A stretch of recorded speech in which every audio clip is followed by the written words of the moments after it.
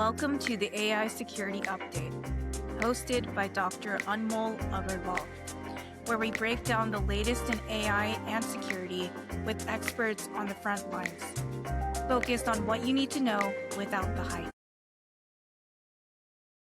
Welcome to the AI Security Update, where we discuss the latest in AI and security. Today, I'm excited to introduce our guest, Jennifer Raiford. Welcome to the show, Jennifer. Thank you for having me. I'm So, excited to be here. Thank you so much for being on the show. So, Jennifer, can you please introduce yourself and your background for our audience? Absolutely. My name is Jennifer Raiford. They call me the Olivia Pope of Cyber and AI. I have a unique background where I had the opportunity to work with a lot of Fortune 500s.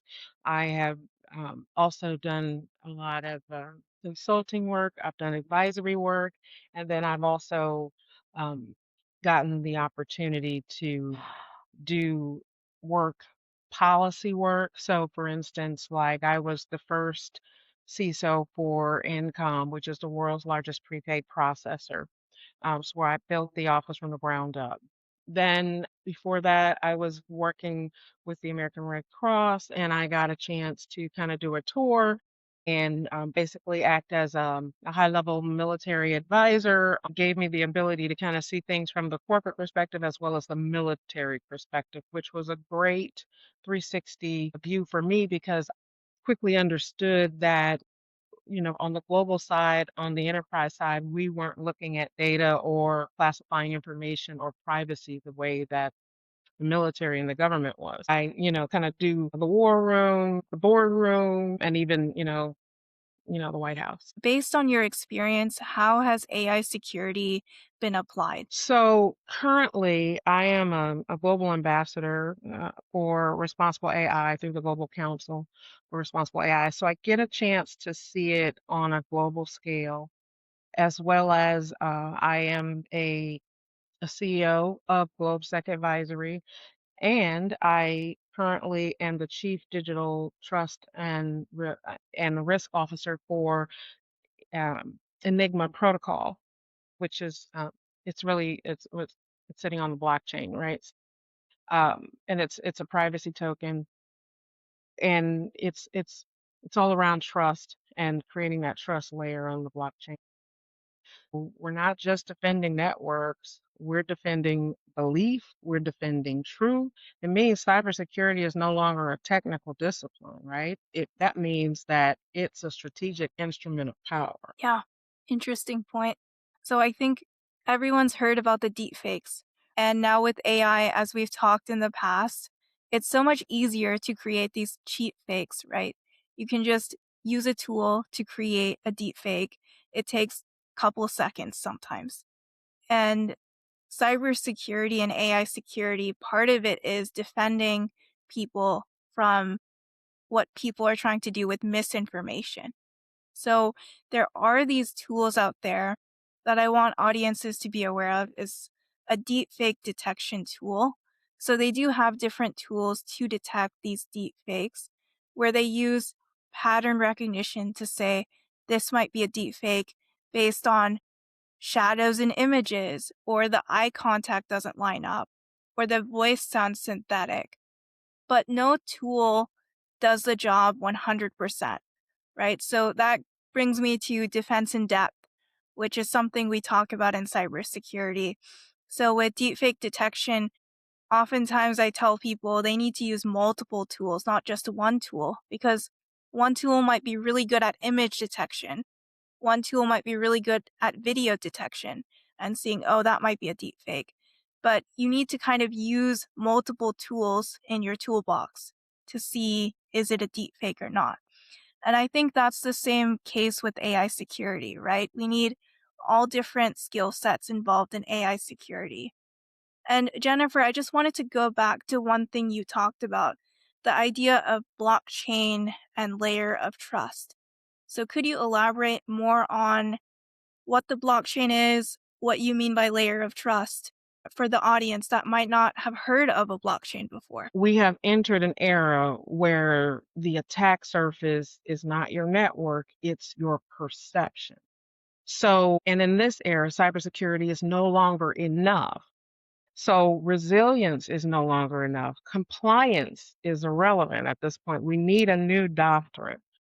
So, one built from a world where truth can be forged and trust can be weaponized. And that's the doctrine that, what I was calling, basically digital deterrence. The threat landscape didn't evolve, it actually mutated, right? So synthetic reality, like you said, we can fabricate a CEO, diplomat, or a crisis in seconds, right? Our autonomous AI agents that don't sleep, they don't negotiate, and they don't need human operators. We're talking machine speed cyber operations that collapse the gap between detection and destruction. So it's like the identities are verified. So if you think about who are we fighting now, we're not really fighting people, we're fighting systems, right?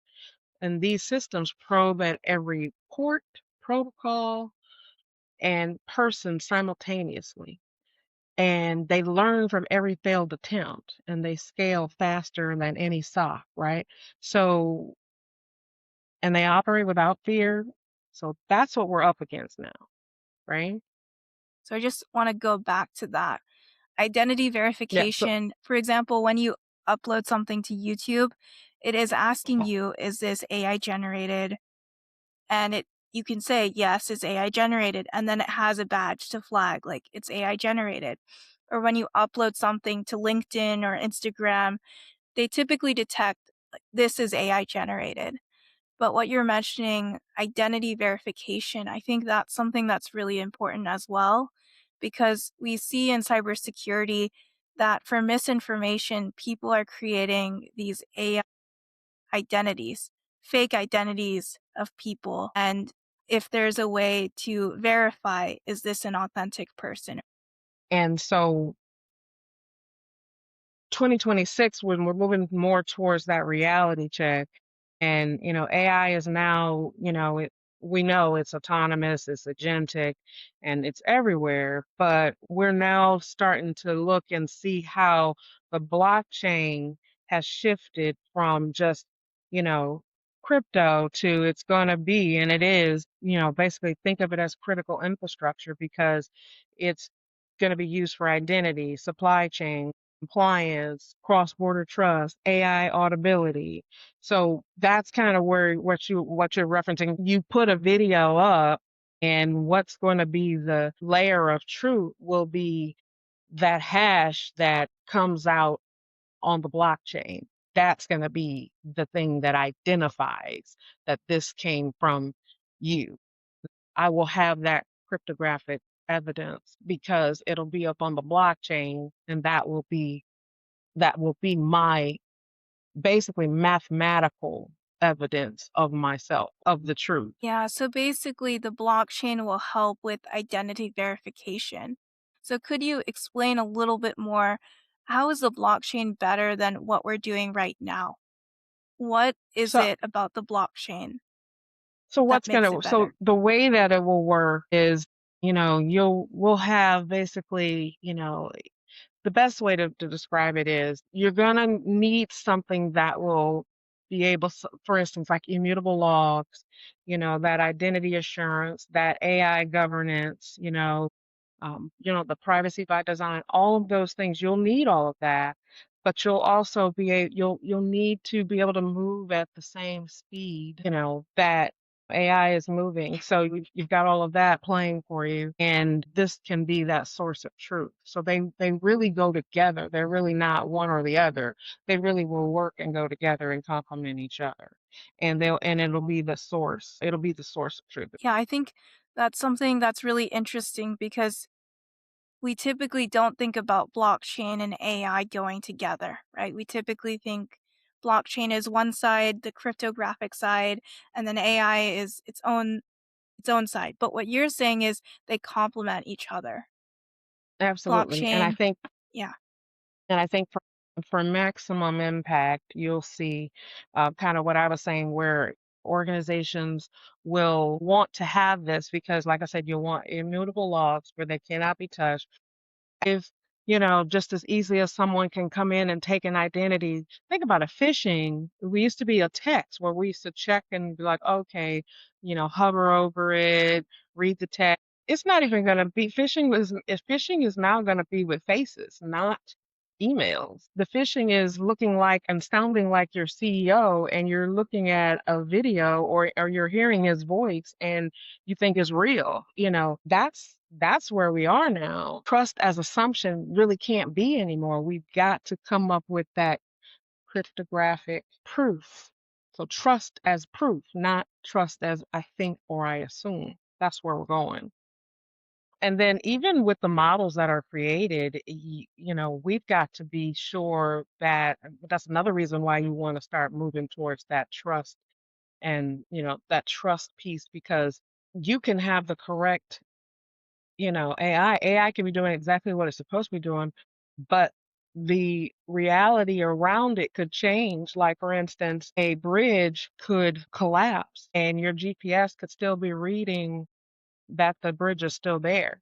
Well, you might think that's not that big of a deal, but actually it could be if the bridge is no longer there. We've got to get to the point where if anything has changed, then it is no longer a source of truth. Model drift, that's the silent threat that no one is watching for. It's the blind spot, right? So, and when it happens, it slowly becomes less accurate, less aligned, and less safe. So my example of the GPS is one of them, right? So, and why that matters. So attackers can exploit the drift to poison the models. So that's it's relevant, it's current, and that's a huge risk. Enterprises miss early warning signs. The regulators are now asking for continuous monitoring of that. And the drift is the number one cause of AI hallucinations in production systems. The key term you mentioned, model drift. So, just explaining to the audience about what model drift is for those who might not come from an AI background. So, model drift, it's basically when the model is being trained with all this data and you expect it to have a certain accuracy. Like, let's say your model is usually always 90% correct when it's working in America to categorize different types of plants. And then over time, as you add more and more data to your model, it's learning new patterns. And sometimes this is good. So let's say you only train it on specific types of houseplants. And now you want to add, maybe have it recognize some other types of plants outdoors, maybe specific kinds of flowers, or you want to have it learn about desert plants, like cacti or different things. And then what model drifts will mean is that your model is basically not only really good at houseplants, but it's trying to learn what a cactus looks like. And when it learns what a cactus looks like, it might get confused with, flowers and the cactus. And so the accuracy might go down. It might not no longer be 99%, it might be 85% because it's learning about different kinds of plants or different kinds of organisms. And so the accuracy might go down. And that level of model drift is normal because it's learning about new patterns, new things, and so the accuracy might dip a little bit. But in that case, it's normal. Now, Jennifer, what you were mentioning, the idea of poisoning. So sometimes what attackers try to do is they try to trick the model and say, hey, this cactus, let's just pretend it's not a cactus. They might put a sticker on it, or they might make it look like it's something else entirely different. And then they give it to the model, and then the model gets confused. It doesn't know, oh, that's a cactus because you tricked it with these stickers of something else. And then the accuracy goes down. But in that case, the accuracy went down because it was an attack, because someone is trying to trick your model into not recognizing the cactus. So I think that's a really important concept that we see in data science is this idea of model and data drift. So your model accuracy can change and also your data can drift as well. So your AI model can learn about different kinds of data, and as your data changes, that can also change the accuracy as well. AI security isn't about the model you built, it's about the model you're running today.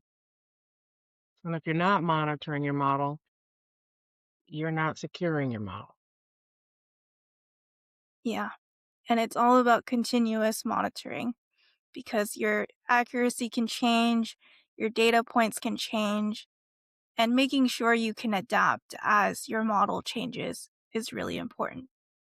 And not like I was saying earlier, AI doesn't fail loudly, it fails quietly. So drift is the silent breach. What we kind of touched on here is the digital deterrence, but we've also talked about where this is going and how AI and the blockchain, go together and how, it's better for us to work on this so that doesn't get weaponized by something else. We've got an opportunity to change our doctrine, right? And approach this differently and evolve with what's already mutated. If we think about it from, you know, what we're facing today, right? So we are the only generation that's ever had to do this, right? How do we combat reality, right? So that's where we are. It's an exciting time. It's a time that we have made a lot of jumps and a lot of shifts, right? But we are the people that can do it, right? And you talked about like we can work together, we can collaborate. And that's all that it is. We're not at a point where we can sit and do the same thing for 3 and 5 years. It's a very fast moving, very quick, moving situation. And if we move slowly, we run the risk of these becoming weapons against us versus us having the power to leverage it and be in control of what the future is, which is truth and trust. Thanks so much, Jennifer. Just last question. Are there any resources you recommend for people to learn more? Resources to learn more? Well, definitely check out it's for what I'm talking about how we're moving past the old way of doing cyber. Check out it's Enigma, but it doesn't have an I, so it's Enigma. Check that out. You can see about the technology and it sits on Ethereum, but you can see more about what we're talking about, how you can see where things are going on the blockchain. So definitely that. Thank you so much, Jennifer, for being on our show. This concludes our show. We'll be back next time with more great conversations. Thank you. Thank you for listening to the AI Security Update. No hype, just what you need to know. Subscribe to catch the latest episodes and connect with me, Dr. Anmol, on LinkedIn for more insights from the world of AI security. We'll see you next time.